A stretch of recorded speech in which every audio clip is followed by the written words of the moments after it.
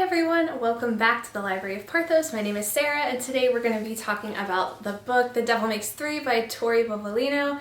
I thought this was a really great book. I was super excited to read it, especially now in October for fall spooky season. It was the perfect mood setter, so I can't wait to tell you all about it. Starting off with just a brief summary, this story is about two characters, Tess Matheson and Elliot Birch, who both attend a private, very elite school in Pittsburgh, Pennsylvania, and they start off kind of not necessarily enemies, but they don't really interact with each other, just kind of based on social status, but there is kind of a common cause that leads to them working together and trying to solve a problem that they caused.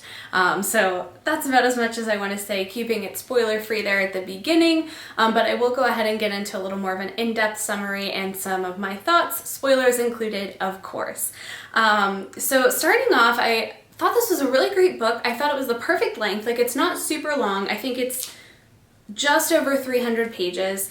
The author did a really great job of telling the story and, you know, giving us just enough information to understand the plot and the characters and not filling it with, well, filler. So to kind of introduce the characters a little bit more, we are introduced to Tess Matheson, who is a scholarship student. Her great aunt is the school librarian and was kind of able to swing things so that Tess and her younger sister Nat had the opportunity to attend this very elite school. Her younger sister Nat is there on a full scholarship, a full academic scholarship.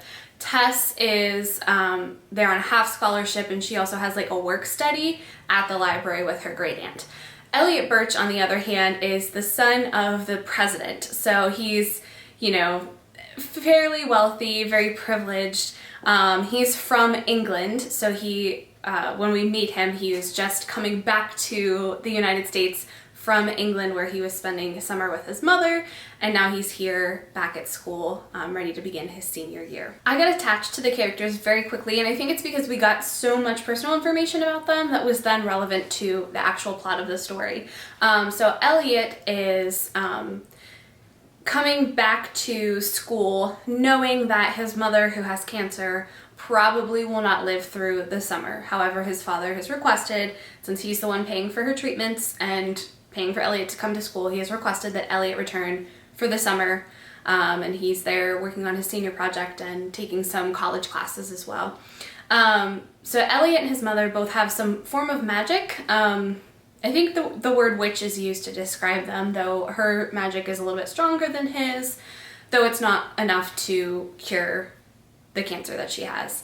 Elliot bases his whole senior project around magic and trying to find some way to use magic to cure his mother. And that's very relevant for later on in the story. Tess comes from a family that's financially not doing very well right now. Her father owned a stationery shop and also makes pens. He invested all of their college fund, all of the family savings, into opening up the stationery shop, which did not do well and ended up closing. Her mother was a teacher who got laid off.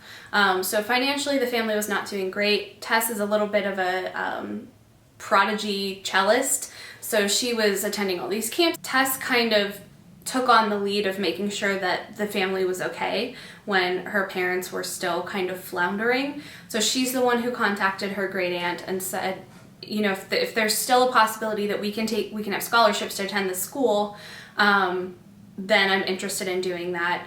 And I'll also work, in addition to whatever I need to work to pay for school, I'll also work another job and try to replenish that college fund that was taken from us, because her sister, after everything happened, started not doing very well, not handling everything very well, so she wanted to make sure she was taken care of. So Tess is a very mature character. She also has a lot of anger right now particularly with her father, who she kind of blames. As I mentioned, Tess's father was a pen maker, so pens and ink and all of the mechanics that go along with that are very important to her, which also kind of ties into the plot.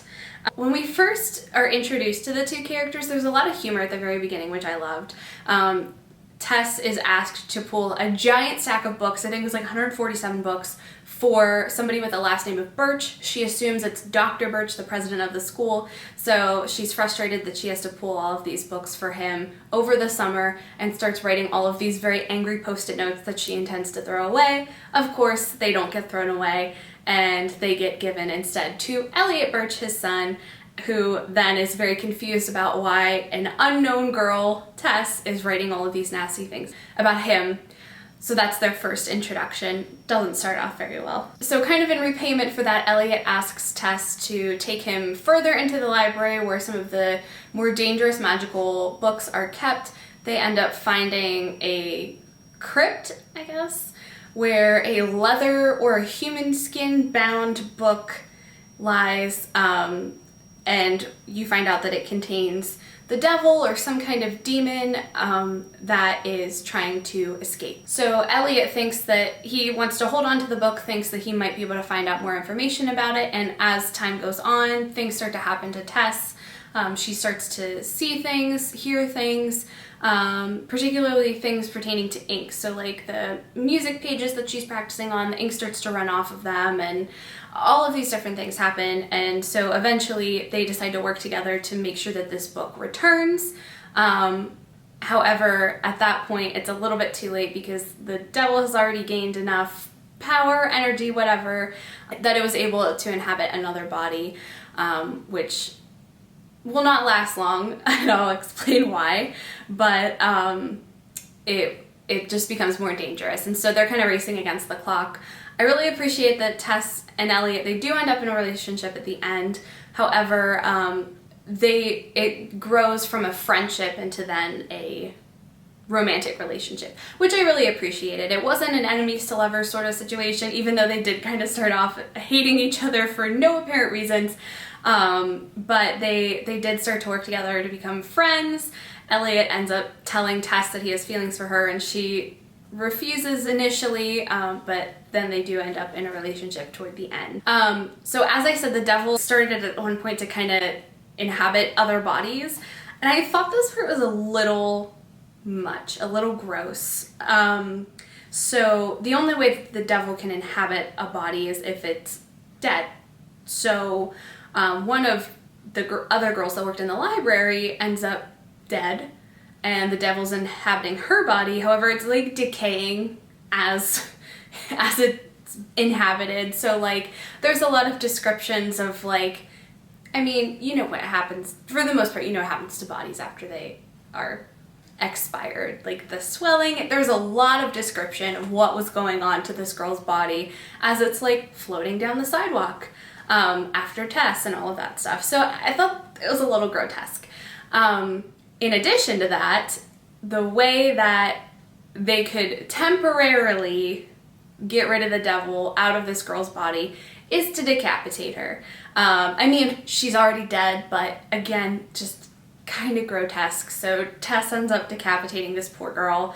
Eventually you find out that Tess's great aunt knew this book was here. Her husband had some dealings with it that led to him dying, and so she is pushing them to take the book back, and she decides to help them. Before she can do that, the devil gets to her and inhabits her body, which then of course means she's got to be decapitated too, which is again kind of nasty.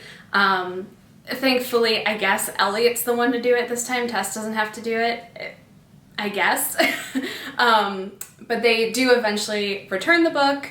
They have to read whatever they read the first time backwards to kind of lock the devil back inside, and then everything is fine after that.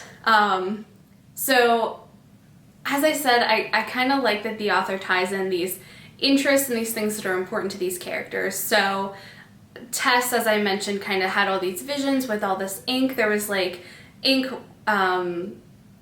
like running out of the books in the library and like chasing them, and Elliot had a tattoo, so at one point the devil was using the ink in Elliot's tattoo. It was on his arm, that's why I'm pointing to my arm. The ink in Elliot's tattoo to try to work its way inside him, so they had to cut it. Oh, that's another gross part, they had to cut his tattoo off. I forgot about that.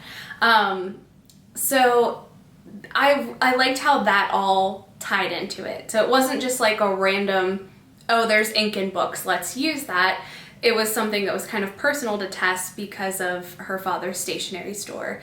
Elliot also ended up kind of gaining more of his magical power. The devil had, right before they trapped it back in the book, had tried to go after Nat, so Nat was kind of unconscious, not dead, but it didn't look good, and Elliot was finally able to channel in some stronger magic and bring her back. And at that point he realizes that even if he is able to cure his mother, the lasting effects of the brain tumor are not going to be something that he can fix. So it's actually, he would much prefer just to spend as much time with her as he can while she's still here, and just accept that this isn't something that he can fix. So there's a lot of character growth in this book as well. At the end, Tess realizes that her great aunt left the house that she owned to Tess's entire family, so her parents are able to move in, and Tess is finally starting to patch things over with her dad. She kind of says, like, I don't forgive you, I'm very upset for all of the things that you did, and for what that meant for me, the fact that I had to grow up so much and take care of my sister and all of that stuff, but you know, you're still my dad and I love you and I want to work toward fixing this relationship. So at the end of the book, Elliot eventually does go back to London to be with his mother. She does pass away, and then he returns for the beginning of the fall semester and ends up working in the library with Tess, and much like how the book began, he ends up being the one who has to put away the 147 books that he requested at the beginning of the summer. So it all wraps up rather nicely. So that's it for this video. I highly recommend checking out this book if you haven't already, and if you have read it, please let me know your thoughts, if they were the same or if they were different. I would love to hear them. Thanks so much for watching. Don't forget to like and subscribe, and I'll see you guys soon. Bye!